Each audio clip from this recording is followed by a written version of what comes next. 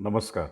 प्राचार्य शिवाजीराव भोसले लिखित दीपस्तंभ या पुस्तकातील लेख संग्रह संस्कार भूषण साने गुरुजी, पृष्ठ क्रमांक 394 ते 404. वाचन स्वर विजय पाटोळे. संस्कार भूषण साने गुरुजी. पुणे येथे दिनांक 14 मे 1949 या दिवशी मराठी साहित्य संमेलन भरले होते. आचार्य जावडेकर हे त्या वर्षीचे संमेलनाध्यक्ष होते. अनेक सारस्वतांच्या उपस्थित संपन्न झालेल्या या संमेलनात सदैव संकोचाने अवघडून गेलेले साने गुरुजी उपस्थित होते. ते सहसा साहित्य संमेलनांना जात नसत, पण पुण्याच्या या संमेलनास ते आवर्जून उपस्थित राहिले होते, कारण आचार्य जावडेकर हे अध्यक्षस्थान विभूषित करणार होते आणि स्वतः गुरुजी आंतरभारतीच्या ठरावावर बोलणार होते. आंतरभारती हा गुरुजींचा ध्यास होता. त्यांचा प्रत्येक श्वास हा या ध्यासातून घेतला जात होता. नेहमीच तल्लीनतेने बोलणारे गुरुजी त्या संमेलनात देहभान हरपून बोलले. त्या भाषणाने श्रोत्यांचे चित्त हेलावले. गुरुजींच्या भावभावनांचे सभास्थानी सहज संक्रमण घडले. 1930 मध्ये गुरुजी तिरुचन्नापल्लीच्या तुरुंगात होते, तेव्हा दक्षिणेकडच्या अनेक भाषा पंडितांशी गुरुजींचा संबंध आला. अनेक भाषांचे वैभव आपणास अज्ञात असल्याचे त्यांच्या लक्षात आले. या तुरुंगात गांधी विनोबांना गुरु मानून गुरुजी अनेक नवीन भाषा शिकले. त्या शिकताना त्यांच्या मनात प्रकाश पडला. आपण अखंड भारताविषयी बोलतो, परंतु या भारताचे आपणास ज्ञान नाही. हे सारे प्रांत माझे, या सर्व भाषा माझ्या, हे सारे माझे भाऊ, सर्वांना भेटेन, त्यांच्या भाषा अभ्यासीन, असे आपणास कोठे वाटते? मुंबईत रशियन, जर्मन, फ्रेंच या भाषा शिकण्याची सोय आहे, परंतु अशी संस्था नाही की जेथे सर्व भारतीय भाषा शिकवता येतील आणि शिकता येतील. माझ्या मनात असा विचार येतो की सर्व भारतीय भाषांचा अगत्यपूर्वक अभ्यास करणारे आंतरभारतीसारखे नवभारताच्या निर्मितीचे एखादे तीर्थक्षेत्र असावे. टागोरांनी विश्वभारती संकल्पना साकार केली. गुरुजी आंतरभारतीसाठी प्रतिज्ञाबद्ध झाले. भारतात प्रांतीयता, फुटीरता, जातीयता, कडवी आणि अंध भाषिकता विकोपाला गेली आहे. देशाच्या प्रकृतीशी आणि संस्कृतीशी हे विसंगत आहे. आज भारताला निर्मळ विचार आणि निरामय वृत्ती यांची गरज आहे. भारतीय संस्कृतीत सर्वत्र अद्वैताचा आवाज घुमून राहिला आहे. आपली ही भूमिका गुरुजींनी साहित्य संमेलनात बोलून दाखवली. सर्व सारस्वतांना प्रार्थना केली की प्रांत भारतीच्या आंतरभारतीच्या माझ्या स्वप्नाला पाठिंबा द्या. गुरुजी स्वतःला साहित्यिक समजत नव्हते, तत्त्वज्ञ किंवा विचारवंत मानत नव्हते. एका आत्मकथात ते म्हणतात, मी जीवनाचा एक नम्र उपासक आहे. सभोवतालचा सारा सुखी संसार नी समृद्ध व्हावा, ज्ञान विज्ञान संपन्न व्हावा, कला संपन्न व्हावा, सामर्थ्य संपन्न नी प्रेममय व्हावा, हीच एक मला तळमळ आहे. माझे लिहिणे वा बोलणे, माझे विचार व माझी प्रार्थना या एकाच ध्येयासाठी असतात. हे साने गुरुजी मूळचे कोण? ते गुरुजी झाले कसे? साने गुरुजी या संस्कार सरितेचा उगम झाला कुठे? विस्तार झाला कसा आणि शेवटी त्या कोणत्या सागराला मिळाली? कलियुगात घडलेल्या या कहाणीला धर्मग्रंथाची पवित्रता प्राप्त झाली आहे.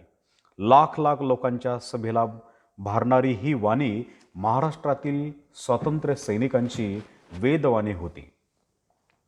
रत्नागिरी जिल्ह्यातील दापोली तालुक्यातील पालगड हे गुरुजींचे जन्मगाव. दिनांक 24 डिसेंबर 1899 या दिवशी त्यांची पावले जगाला प्रथम दिसली. वडील हे गावचे खोत होते. सदाशिव हे कागदोपत्री असणारे त्यांचे नाव. भाऊराव हे लोकांच्या मुखी नांदणारे नाव होते. त्यांची आई यशोदा ही बयो म्हणून त्या परिसरात ओळखली जात असे. गुरुजींचे नाव पांडुरंग होते, पण आई त्यांना पंढरी म्हणे, भावंडे अण्णा म्हणत. बालपणी त्यांच्या जीवनाच्या सर्व अवस्था आणि कक्षा व्यापणारी त्यांची आई ही त्यांची देवता होती. आई माझा गुरु, आई कल्पतरू असे तिचे वर्णन गुरुजींनी केले आहे.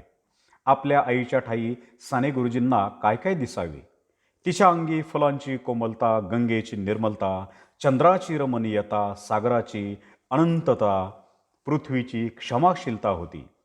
प्रत्येक आई ही अशीच असते अशी गुरुजींची श्रद्धा होती. आई या दोन अक्षरात सर्व देवतांची दिव्यता सामावली आहे असे गुरुजी म्हणत. साने गुरुजींची आई ही गायीगुरांना जीव लावणारी, माडांना जपणारी, गडी माणसांना सांभाळणारी, संवेदनाक्षम, सहृदय आणि संस्कारशील स्त्री होती. त्यांचे वडील हे इब्रतीने जगू पाहणारे, करारी स्वभावाचे, राष्ट्रनिष्ठ गृहस्थ होते. पांडुरंग सदाशिव साने हा फेब्रुवारी 1905 या दिवशी पालघरच्या शाळेच्या पाठावर आलेला विद्यार्थी. फी वेळेवर न भरल्यामुळे 1906च्या जून महिन्यात या विद्यार्थ्याचे नाव कमी केल्याची नोंद आहे. कोकणातले खोत हे तसे गावचे राजे, पण भाऊराव खोत दुर्दैवाच्या फेऱ्यात सापडले आणि त्यांना विपन्नावस्था आली. मुलाने नादारीसाठी अर्ज केला, त्यापायी वर्गात त्यांची थट्टा झाली. पालघरच्या शाळेत 5वीपर्यंत शिक्षण झाले. त्यापुढचे माध्यमिक शिक्षण दापोलीच्या शाळेत झाले. दापोलीला आत्या होती, तिचे पंढरीवर प्रेम होते. पंढरी शाळेच्या दिवशी आत्याकडे राहत असे, सुट्टीच्या दिवशी घरी जात असे. पालघर दापोली हे अंतर 18 किलोमीटर आहे. पंढरी चरणचालीने आईकडे जात असे. आईच्या ओढीने होणारी ही पंढरीची वारी जीवनाला भक्तियोगाचे बळ देत असे. काही काळ पंढरी औंध या गावी राहिला. औंध संस्थानात विद्यार्थ्यांना अनेक सवलती मिळतात असे कळल्यावरून तो औंधास गेले. तेथे वाटेला निराशा आली. तशात गावात प्लेगची साथ आल्यामुळे औंध सोडून त्याला घरी यावे लागले. शेवटी तो पुण्यात राहिला आणि शालांत परीक्षेपर्यंतचा अभ्यासक्रम त्याने तेथे पुरा केला. राम या आपल्या मित्राच्या घरी तो राहत असे. वार लावून जेवत असे. कधी जेवण मिळत असे, कधी उपवासाने भूक भागवून अंधाराचे पांघरून घेऊन आईच्या आठवणीने ओलावलेल्या डोळ्यांनी देवाचे नाव घेत पंढरी पडून राहत असे. एके सायंकाळी यजमान गावी गेल्यामुळे जेवण चुकले. रामकडे जाताना वाटेतल्या मंदिराकडे पावले वळली. मंदिरात माणूस नव्हते. देवापुढची समयी तेवत होती. समोरच्या तपकात पैसे पडून होते. शेंगदाणे चिरमुरे येतील एवढे पैसे घेतले तर देव आपणाला क्षमा करेल असे पंढरीला वाटले. पण एवढ्यात त्याला आईची आठवण आली. आईला हे आवडणार नाही असे त्याची मनोदेवता त्याला म्हणाली. त्याला लहानपणचा एक प्रसंग आठवला. अंघोळीनंतर अंग पुसणाऱ्या आईला पंढरी म्हणाला, तुझ्या पदराने माझे तळपाय पूस.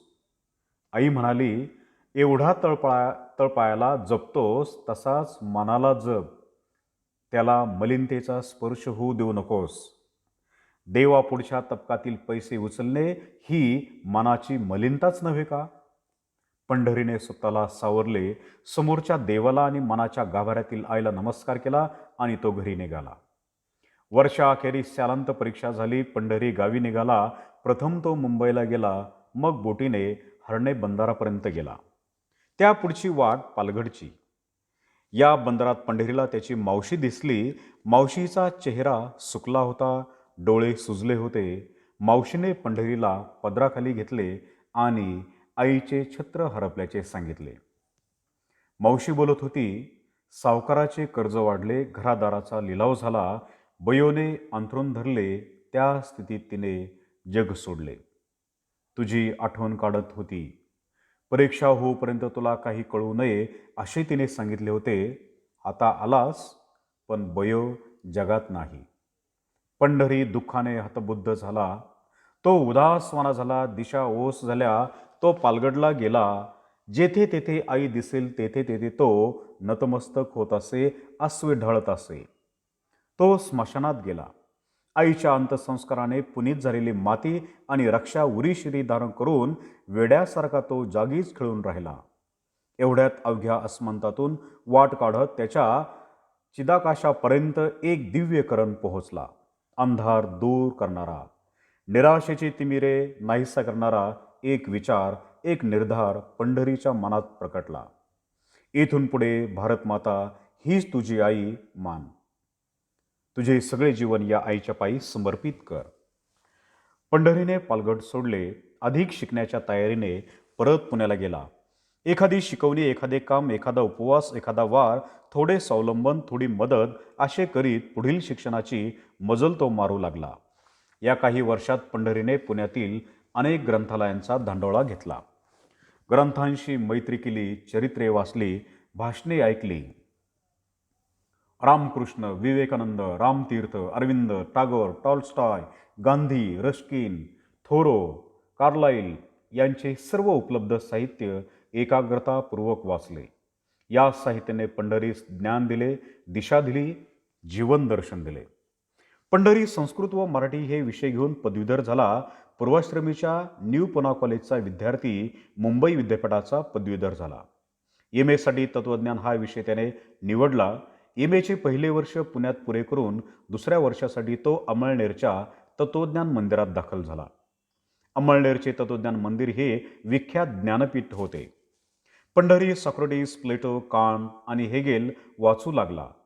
शंकर, मध्व, रामानुज या आचार्यांत्रीचा अभ्यास करू लागला.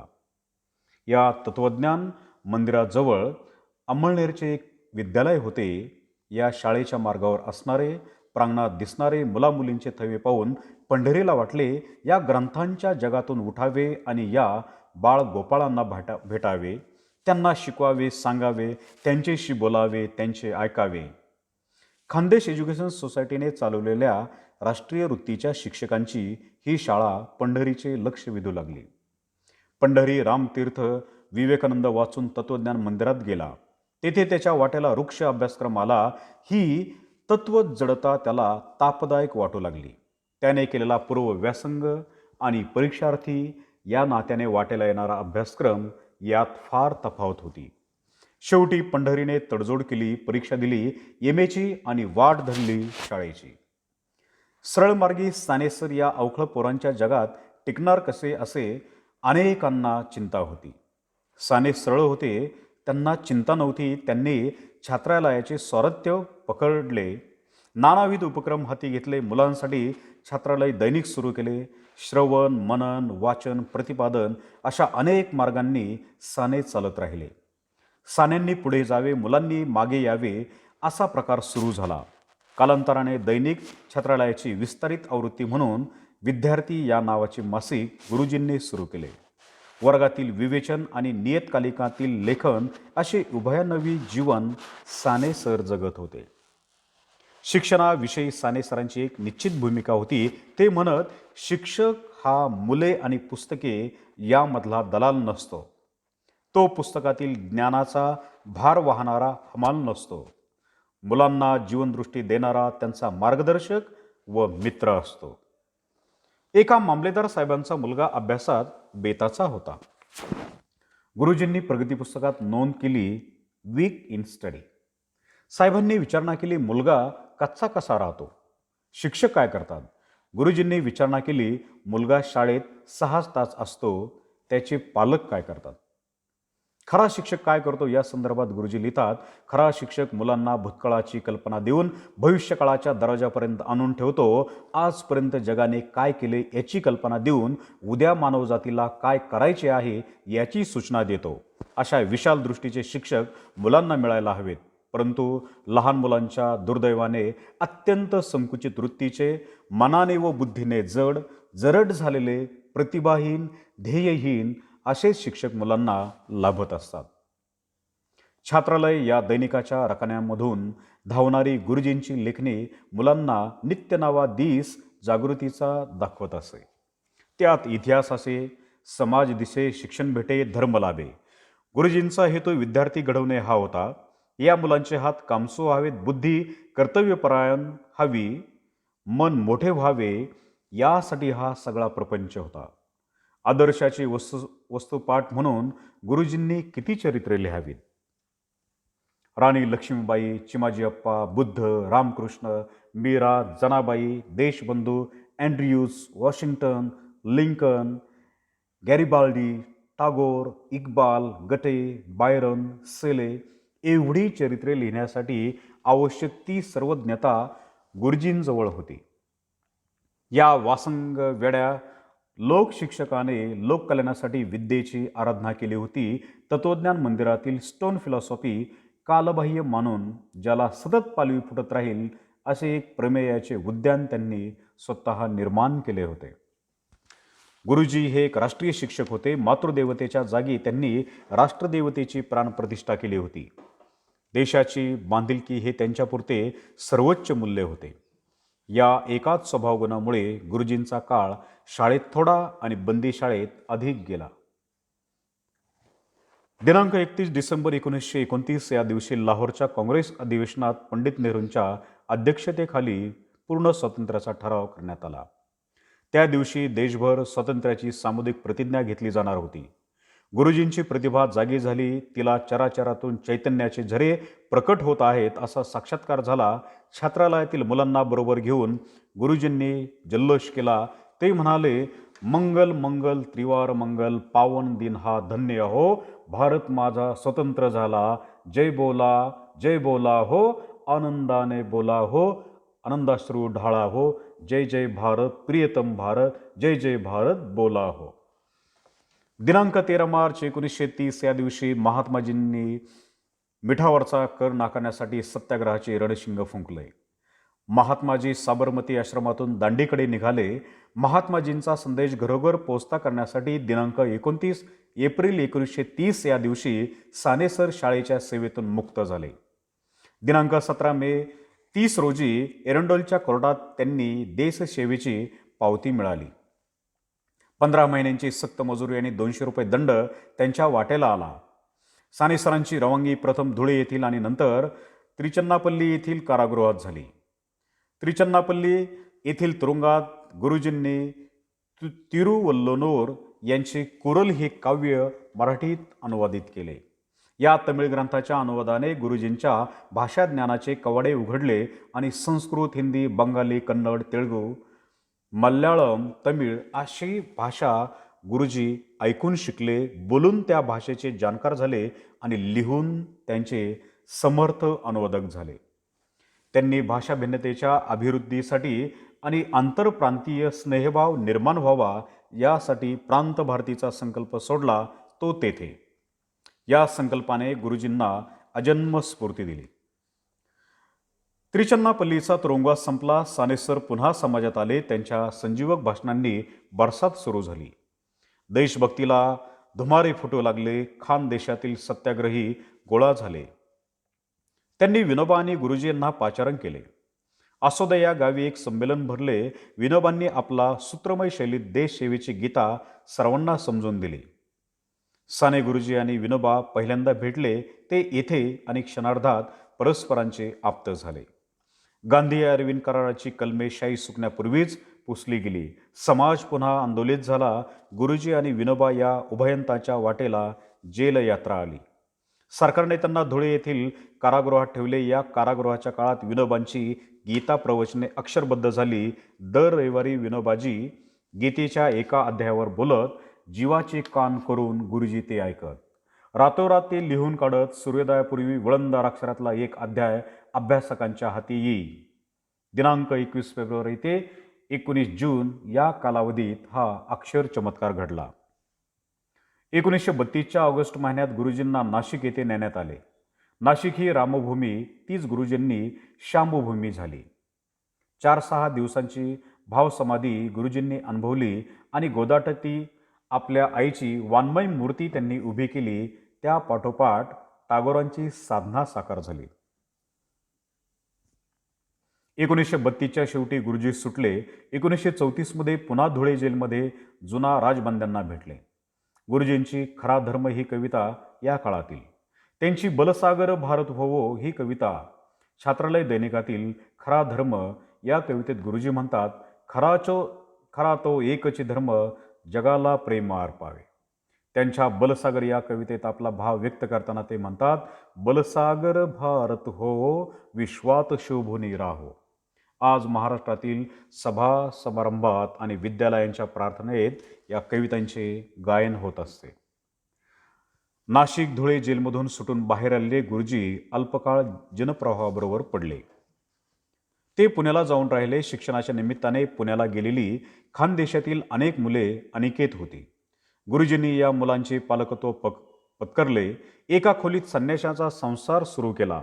झाडलोट, स्वयंपाक, धुनी पाणी ही कामे गुरुजी करत. मुले शाळा कॉलेजला गेली म्हणजे लेखन करीत. पुण्यात गुरुजींना साहित्य संभावासाठी लागणारे स्वास्थ्य लाभले. त्यांच्या भारतीय संस्कृती या अद्वितीय ग्रंथाचे लेखन पुण्यात झाले. गुरुजींमधला कार्यकर्ता जागा होता. दिनांक 6 एप्रिल 1938 या दिवशी त्यांनी काँग्रेस हे साप्ताहिक सुरू केले. काँग्रेस मायबाप जाळेल सर्व ताप अशी गुरुजींची त्यावेळीची श्रद्धा होती. लवकरच काँग्रेसची मंत्रिमंडळे प्रांताप्रांतात अस्तित्वात आली. स्वातंत्र्य दूर होते, पण ते दृष्टीपथात आले होते. उदयाचे स्वातंत्र्य कोणासाठी? शेतकरी, श्रमिक, किसान यांचा त्यात वाटा असणार का? गुरुजींनी लोकांना बोलते केले, चालते केले. जळगावात किसानांचा जनजागर मोर्चा निघाला. हजारो कंठातून साने गुरुजींचे गीत बाहेर पडले. आता उठवू सारे रान, आता पेटवू सारे रान, शेतकऱ्यांच्या राज्यासाठी लावू पणाला प्राण. हे गीत संपले आणि दुसरे गीत निनादत उठले. येथून तेथून सारा पेटू दे देश, उठू दे देश. साने गुरुजी फुलामुलांचे कवी होते. कामगार किसानांचे कवी होते. जवानांच्या जीवनातील ते देशदूत होते. 1940 चांदोड येथे काँग्रेसवादी युवकांची एक परिषद गुरुजींनी घेतली. वणीच्या डोंगरातून स्वातंत्र्याचे झरे वाहू लागले. गुरुजींचे स्वराज्यप्रेम हा सरकारद्रोह होता. सरकारने त्यांना विटीस धरले आणि अटकेत ठेवले. ही उसंत मानून गुरुजींनी बाळगोपाळांसाठी थोडे लेखन केले. अवीट अशा त्यांच्या गोड गोष्टींनी जन्म घेतला. गुरुजी म्हणत, करी मनोरंजन जो मुलांचे जडेल नाते प्रभू सीतायांचे. 1940 गुरुजींना पकडण्यात आले आणि 1942 सोडण्यात आले. 2 वर्ष ते तुरुंगात अडकून पडले. 9 ऑगस्टला भारताच्या अंतिम स्वातंत्र्य युद्धाला प्रारंभ झाला. 10 ऑगस्टला तुरुंगाबाहेर आलेले गुरुजी पुन्हा चळवळीत ओढले गेले. मात्र त्यांनी भूमिगत राहण्याचा निर्णय घेतला. पुन्हा रान पेटवणे व देश जागवणे क्रमप्राप्त होते. मुंबईत भूमिगत कार्यकर्त्यांची काही संकेतस्थळे होती. त्यांना विशिष्ट नावे होती. लॅमिंग्टन रोडवरचा भूमिगतांचा अड्डा प्रतापगड होता. खेतवाडीचा अड्डा संतवाडी झाला होता, कारण गुरुजींचा मुक्काम तेथे होता. असेच एक स्थान हडळ हाऊस या नावाने ओळखले जाई. दुसरा एक मूषक महाल होता. एकदा जयप्रकाशजी प्रतापगडावर एक रात्र राहून गेले. गुरुजींनी त्यांना आईच्या हट्टाने जेवू खाऊ घातले. गुरुजी 8 महिने भूमिगत होते. रात्री अपरात्री वनवन फिरत होते. कार्यकर्त्यांच्या घरी जात होते. त्यांच्या नातेवाईकांना औषध पाणी करत होते. त्यांच्या आईवडिलांची, मुलाबाळांची चौकशी करत होते. स्वातंत्र्यवीरांसाठी गीते लिहित होती, पत्रके काढत होते. पोलीस त्यांच्या मागावर होते. दिनांक 18 एप्रिल 1943 या दिवशी ते पोलिसांना सापडले. त्यांना पोलीस पहाऱ्यात येरवड्याला पोस्ते करण्यात आले. येरवडा जेल हे राजबंद्यांचे महाविद्यालय होते. या जेलमध्ये आचार्य जावडेकर, रावसाहेब पटवर्धन, आचार्य भागवत होते. गुरुजींच्या तेथे जाण्यामुळे त्यात भर पडली. तत्वचिंतनात रमणारे हे नक्षत्रमंडळ विचारांच्या आकाशात तळपत होते. 21 महिन्यांच्या कारावासानंतर दिनांक 15 जानेवारी 1945 या दिवशी गुरुजी बंधमुक्त झाले. 1946 प्रांतिक कायदेमंडळ आणि मध्यवर्ती कायदेमंडळ या निवडणुका झाल्या. काँग्रेसला भरघोस यश मिळाले. स्वातंत्र्य पावला पावलांनी जवळ येऊ लागले. अशा या क्षणी पालगडच्या पंढरीला पंढरपूरच्या पांडुरंगांची पावले दिसू लागली. स्वातंत्र्य येईल, या अस्पृश्यतेचा आडसर तसाच राहील. जन्माधिष्ठित जातीयता गेली नाही तर स्वातंत्र्यावर मरणकळा येईल. गुरुजींनी सामाजिक अभिसरणाचा वेग वाढवण्यासाठी अस्पृश्यता निवारणाचे कार्य हाती घेतले. पंढरपूरचे पांडुरंग मंदिर हरिजनांना उघडे व्हावे यासाठी धर्मचक्र परिवर्तनास प्रारंभ केला. सभा घेतल्या, भाषणे केली. शेवटी जीवाचे निर्वाण मांडले आणि प्रांतिक उपोषणाला सुरुवात केली. महाराष्ट्रभर याची उलटसुलट प्रतिसाद उठले. शेवटी हरिजनांना पांडुरंग उराउरी भेटला. दिनांक 15 ऑगस्ट 1947 या दिवशी भारत स्वतंत्र झाला. या स्वतंत्र भारताचे स्वप्न उराशी धारण करून अनेकांनी अग्निदिव्य केले होते. गुरुजी तर नवभारताचे शिल्पकार होते. त्यांना अभिप्रेत असणारा भारत कसा होता या नवभारताचे त्यांनी रेखाटलेले शब्दचित्र असे आहे. भारतात सारे गुण्यागोविंदाने नांदत आहेत, द्वेष संपले आहेत, लोक परस्परांची संस्कृती अभ्यासत आहेत, अनेक भाषा शिकत आहेत, विकास करून घेत आहेत, ज्ञान विज्ञान वाढत आहे, कला फुलत आहे, व्यक्ती स्वातंत्र्यासाठी प्रतिष्ठा राखणारा समाजवाद आला आहे. अज्ञान, रूढी, रोग नष्ट होत आहेत, प्रयोग चालले आहेत.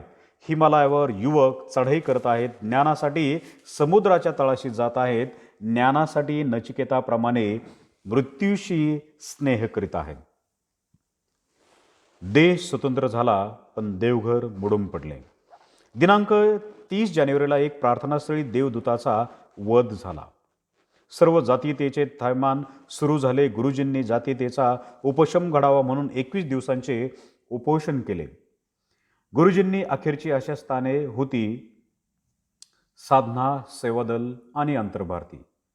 गुरुजी कुडीत जीव गोळा करीत होते, बळ एकवटून लढत होते. गांधीवधाने आलेली व्याकुळता प्रत्यक्ष कार्याने दूर करण्याची शर्त करीत होते.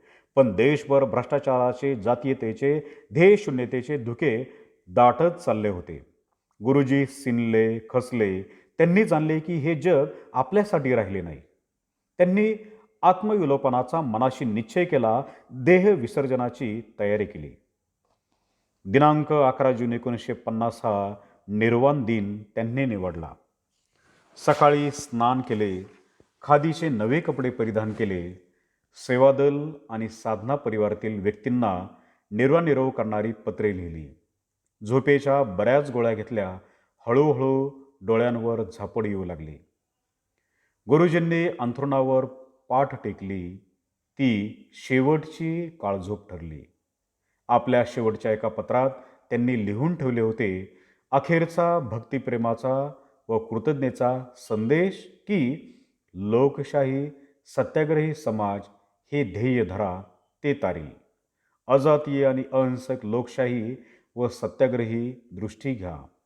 भारतात रक्तपात न होता समाजवाद यो, व्यक्ती स्वातंत्र्यासह समाजवाद फुलो. पूज्य विनोबांचे स्मरण.